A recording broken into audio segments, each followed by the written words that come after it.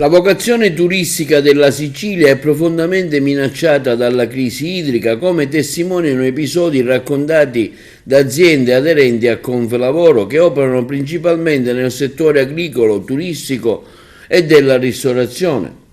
Il vicepresidente nazionale e segretario regionale di Conflavoro Sicilia, Giuseppe Pullara, esprime soddisfazione per l'arrivo di 92 milioni di euro per la realizzazione di infrastrutture idriche prioritarie, ma invoca misure straordinarie. Si tratta, afferma Pullara, del primo stralcio di finanziamenti destinati ai 49 interventi per complessivi 1,6 miliardi inseriti nel piano idrico della regione siciliana, interamente approvato dal Ministero delle Infrastrutture e inglobato nel piano nazionale per la sicurezza del settore idrico.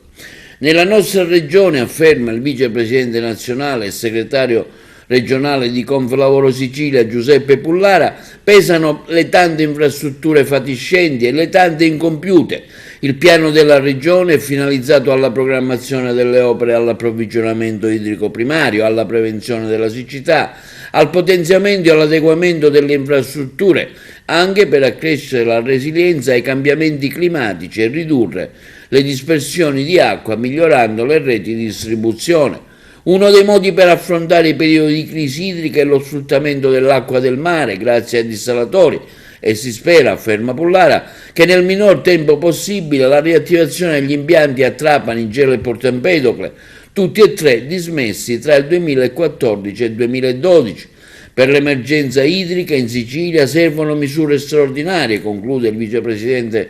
nazionale di Conflavoro, tra questi l'erogazione di aiuti economici straordinari per compensare le perdite subite dalle aziende e l'attivazione di misure di sostegno per la gestione idrica.